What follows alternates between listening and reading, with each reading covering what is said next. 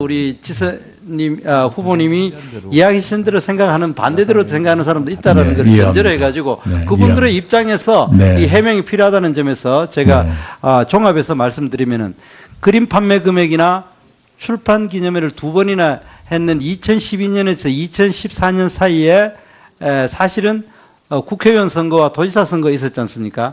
그러면은 일반적으로 생각했을 때 두 선거를 치르려면은 굉장히 비용이 많이 들었을 거라 생각하고 아까 오전에 그 후보자님께서 자제분 그 신혼집도 형편이 어려워가지고 그 사돈한테 신세졌다 그렇게 이야기를 하셨는데 그런데 객관적으로 나타나는 자료에 보면은 도지사 선거 전에 그 재산 신고한 거와 도지사 선거 이후에 재산 신고한 거를 우리 김성원 의원께서 이야기한 대로 보면은 오히려 4인간의 처무 7천만 원이 줄어들었거든요.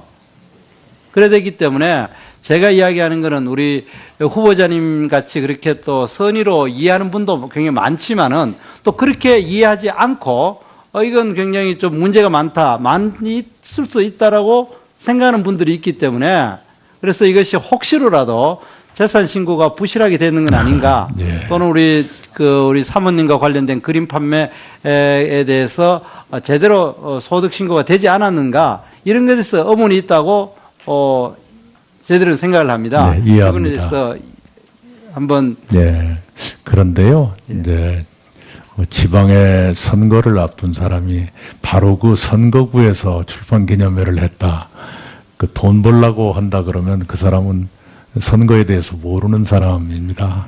그렇게 해서 선거에 도움이 되겠습니까? 예, 그러면은 그 이해를 한다 치더라도 혹시 또 다르게 생각하는 분이 있으니까 이 소득 금액 이제 종합소득 신고서 정확한 용어가 종합소득 신고서를 한번 좀 있나 찾아보겠습니다. 예, 분명히 있을 겁니다. 그거는 5년 또 안 됐기 때문에 그렇게 하고 그다음 출판 기념회에 대해서 그냥 이렇게 자료를 주신 거를 이 자료 외에 좀 더 증빙 서류가 자료가 있을지 모르겠습니다. 얼마 안 됐기 때문에 분명히 의지에 따라 충분히 찾을 수 있다고. 출판 기념회가 어디 무슨 당시만 해도 무슨 소득 신고의 대상도 아니고 그래서 자료를 남기거나 그런 일이 아마 특히 이제 저희들이 관심 그런 있는 경우가 있죠. 그리고 그 문제는 지금 국정기획자문위원회가 바로 그것 때문에 발족이 됐으니까요. 충분히 연구가 될 거라고 생각합니다. 그리고 차제에 우리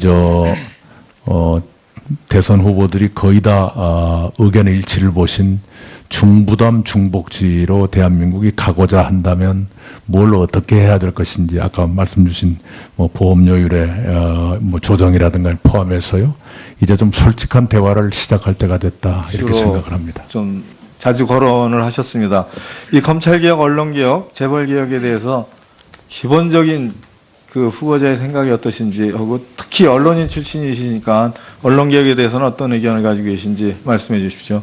예, 검찰개혁이나 재벌개혁에 비해서 언론개혁은 좀 더 언론 내부의 자성에 의해서 자율적 개혁이 좀 이루어졌으면 좋겠다는 생각을 합니다.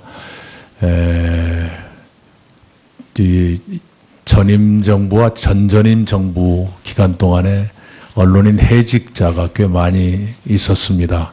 그 중에 어떤 분은 소송을 통해서 복직을 일단 얻었지만 또 그 얻었어도 또 자리가 안 생긴 분도 계시고요. 아직까지 해직 상태에 있는 분도 계시고 또 다수는 해직은 되지 않았지만 아까 말씀드린 대로 살아남은 자의 그 죄책감에 시달리고 계시는 분들이 아주 많습니다. 이런 분들의 고통이란 걸 잘 헤아리면서 내부적으로 지혜로운 해법을 좀 만들어 주셨으면 하고 21년 동안 언론계 밥을 먹은 사람으로서 간절하게 말씀을 드립니다. 굉장히 안타깝습니다. 도덕성과 관련해서 후보 아들의 병역 문제 질의하겠습니다. 병역은 대단히 중요한 문제입니다. 고위공직자들의 병역 면제율이 7.7%입니다. 일반 국민들은 0.26%입니다. 400명당 1명의 면탈을 받고 있는데 고위공직자 자신과 그 아들의 면탈은 대단히 높습니다. 그런데 희한하게도 그 면탈과 관련해서 소위 불안정성 대관절이라고 하는 것들이 일반적으로 면탈의 방식으로 악용되고 있는 것입니다. 그게 병역 면제 판정이 2002년이었습니다. 그 뒤로 치료를 위해서 노력을 했었고요. 재신검을 마음속에 두고 있었습니다. 그러나 그 이듬해에는 뇌하수체 종양이 발견돼서 목숨을 건 뇌수술을 하게 됐고 그 뇌수술은 사후관리가 필요합니다. 그래서 재신검을 포기했었습니다. 이 말씀을 드리고 싶습니다. 2002년 무렵에는 우리 사회가 병역 문제로 굉장히 예민했던 시기입니다. 그리고 2002년에는 대통령 선거에 나오신 여당 후보의 자제분 병역 비리가 큰 쟁점이었고 당시에 저는 여당이 아니라 한나라당입니다. 당시에 저는 민주당의 대변인으로서 그 병역 비리를 공격하는 입장이었습니다. 만약 제가 흠이 있었다면 한나라당에서 저를 내버려 두지 않았을 것이다. 이건 말씀드립니다. 네. 제 자식놈은 대학교 입학해서 그 신체 검사를 받고 병역이 재학생이기 때문에 자동적으로 연기돼 있었는데 일부러 입대하겠다 해서 들어갔습니다. 군대 가기 싫었다면 짧게 정리하시죠. 뭐하려 그런 일을 했겠습니까? 이상입니다. 네. 이분이 현역으로 단마진인데 현역으로 군 복무를 하고 계신 분입니다. 끝까지 완료하신 분이에요. 정상적인 상황일 때도 이 정도의 상황일 때도 공익요원으로 빠지지도 못하고 면제는 고사하고 현역 복무를 하는 수준이 지금 대한민국이 이 정도의 상황인데 과연 후보자가 이런 정도의 상황이었을까라고 하는 의구심을 갖는 거죠.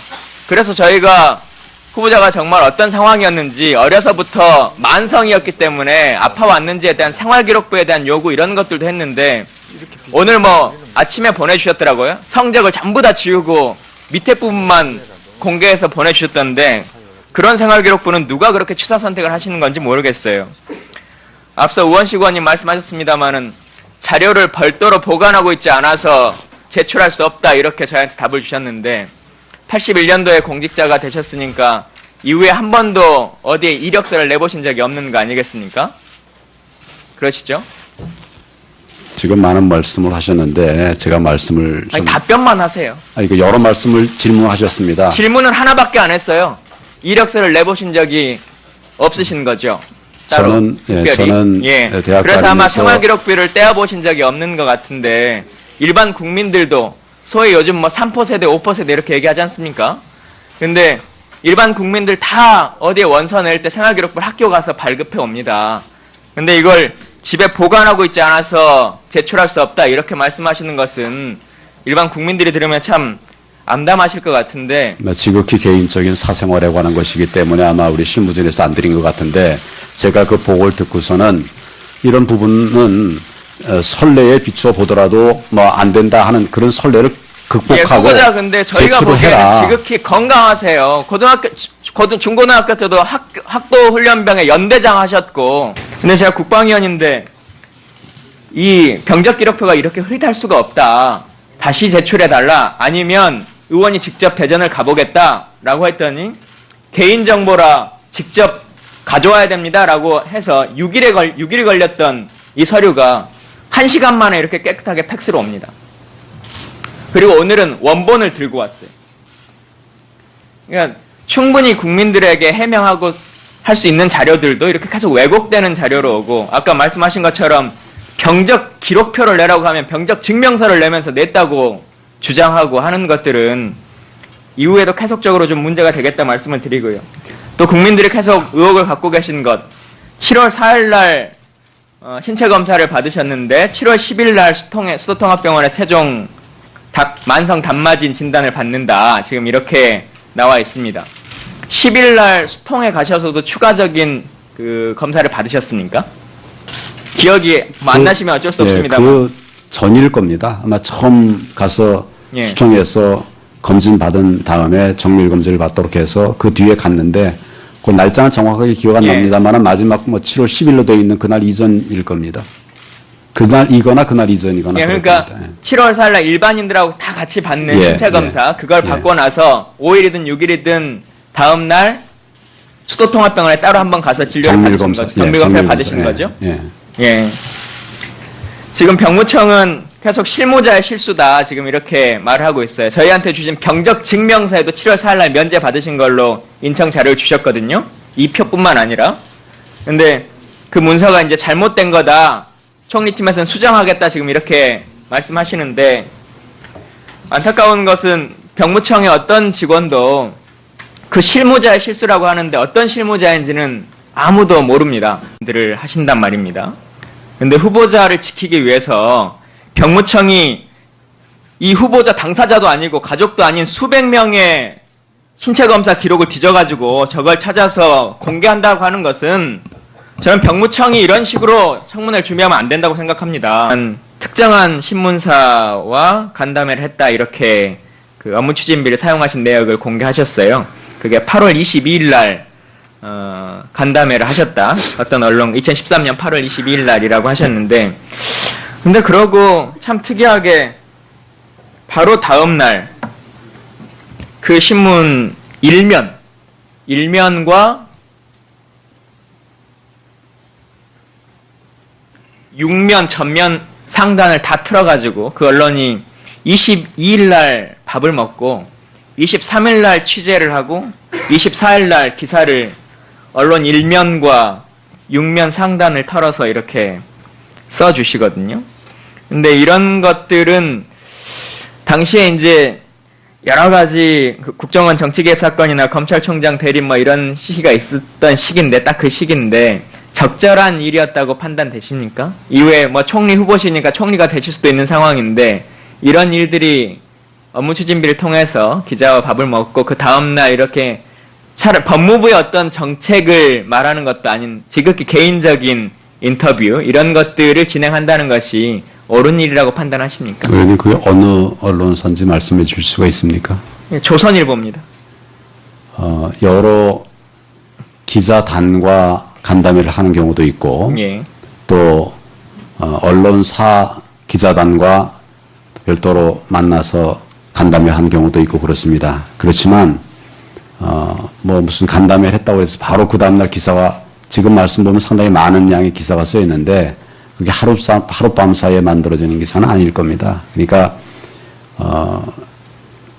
저희는 저대로 언론이나 또 그 외부 기관들과의 소통과 또 여러 의견을 청취하기 위해서 많이 만나고 있고 지금 기사 자체는 그와는 관계없이 제가 뭐 지금 기억도 하지 못하겠는데 그런 제가 일반적인 보도라고 장관의 기본적인 상황들을 모르는 바가 아니고요. 근데 22일 날 업무추진비를 썼다고 저희한테 주신 거예요. 그 다음 날 기자가 23일 날 인터뷰를 했다라고 나와 있고 기사가 송고된 건 24일 날 프린트가 돼서 나오는데 이런 것들이 총리가 만약에 되셨을 때도 계속적으로 진행하는 것이 맞다고 판단하시냐 그걸 질문드립니다. 그런 부분에 관해서도 오해의 소지가 없도록 더 유념하도록 하겠습니다. 충분히 오해가 소지가 있는 것이죠. 네, 대통령께서 공안검사기 때문에 승진 안 시켰다 뭐 이런 게 이제 논조였던 것 같아요. 근데 제가 그 국방위에서 청문회를 할 때 보면 대부분 장교일 경우에 장교들의 복무 이력 카드 이런 것들 다 제출해서 실제 그분이 신상이 어땠는지 이런 것들 다 확인하고 또 승진할 만했는지 이런 것들 다 검토합니다. 물론 비공개로 열람합니다. 그런데 후보자께서는 이제 검사에 복무하는 기록 당시 이런 기록들 이건 하나도 제출하지 못하겠다라고 말씀하셨는데 이런 것들을 통해서 실제 검사로서의 업무 능력이 어느 정도 수준이었는지 이런 걸 좀 밝힐 생각은 이 문제가 해소됐다 이렇게 생각하시는지 모르겠습니다만 지금 병역 면제와 관련해서 명확하게 나온 건 딱 한 가지밖에 없습니다. 후보자께서 집안이 그렇게 부유하지 않았다라고 하는 것 말고는 후보가 단마진을 알아왔다는 것을 지금 이 청문회 자리 어제 오늘 이 자리에서 어떤 거 하나라도 증명한 게 있습니까? 단마진이라고 하는 두드러기 이걸 가지고 일상생활이 힘들 정도의 상황이었다라고 하면 실제 어떤 의학서적에 나오는 것처럼 운동이라고 하는 것이 참 어려운 병이다라고 나오는데 후보자는 아시는 것처럼 고등학교 때까지는 호국단의 연대장을 하셨고 2학년, 3학년 때는 탁구부 클럽 활동을 하셨어요. 근데 77년도부터 아팠다 그랬으니까 고등학교 졸업하고 아팠다, 대학 들어가서 아팠다 지금 이건데 그런다고 하더라도 아주 그냥 상식적으로 보면 후보자의 대학교 생활의 생활기록만 봐도 민법 점수보다 학기별로 전부 다 교련 점수가 더 높으신 분이거든요. 일상생활에 그 체력이라고, 그 운동이나 움직임 자체가 어려울 정도의 생활은 아니다라고 하는 판단이 상식적으로 드는 것이고 이게 지금 수준으로 보면 공익근무나 뭐 이 정도라면 이해할 수 있는데 면제 정도의 수준일 때 과연 그럴까라고 하는 그 상식에 대한 질문을 계속 드렸던 거거든요. 그래서 그거에 대한 입증을 국민들이 생각하실 수 있는 수준으로 한번 좀 해주십사 하는 것인데 어제 오늘 이틀의 시간이 다 지나가는 상황이 됐지만 아직도 그것이 해결되지 못하는 것은 참 안타깝게 생각합니다. 우리 지사님, 후보님이 이야기하신 대로 생각하는 반대대로 생각하는 사람도 있다라는 걸 전제로 해가지고 그분들의 입장에서 이 해명이 필요하다는 점에서 제가 종합해서 말씀드리면은 그림 판매 금액이나 출판 기념회를 2번이나 했는 2012년에서 2014년 사이에 사실은 국회의원 선거와 도지사 선거 있었지 않습니까? 그러면은 일반적으로 생각했을 때 두 선거를 치르려면은 굉장히 비용이 많이 들었을 거라 생각하고 아까 오전에 그 후보자님께서 자제분 그 신혼집도 형편이 어려워가지고 그 사돈한테 신세졌다 그렇게 이야기를 하셨는데 그런데 객관적으로 나타나는 자료에 보면은 도지사 선거 전에 그 재산 신고한 거와 도지사 선거 이후에 재산 신고한 거를 우리 김성원 의원께서 이야기한 대로 보면은 오히려 4인간의 처무 7천만 원이 줄어들었거든요.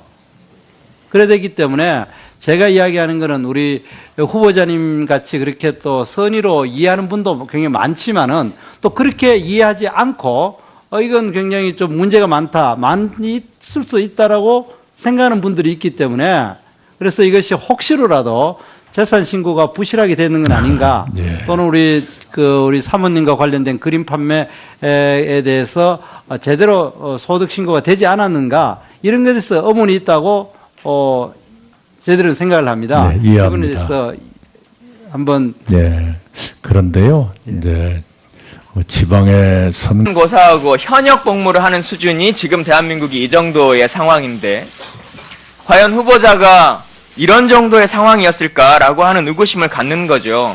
그래서 저희가 후보자가 정말 어떤 상황이었는지 어려서부터 만성이었기 때문에 아파왔는지에 대한 생활기록부에 대한 요구 이런 것들도 했는데 오늘 뭐 아침에 보내주셨더라고요. 성적을 전부 다 지우고 밑에 부분만 공개해서 보내주셨던데 그런 생활기록부는 누가 그렇게 취사 선택을 하시는 건지 모르겠어요. 앞서 우원식 의원님 말씀하셨습니다마는 자료를 별도로 보관하고 있지 않아서 제출할 수 없다 이렇게 저희한테 답을 주셨는데 81년도에 공직자가 되셨으니까 이후에 한 번도 어디에 이력서를 내보신 적이 없는 거 아니겠습니까? 그러시죠? 지금 많은 말씀을 하셨는데 제가 말씀을 좀 답변만 하세요.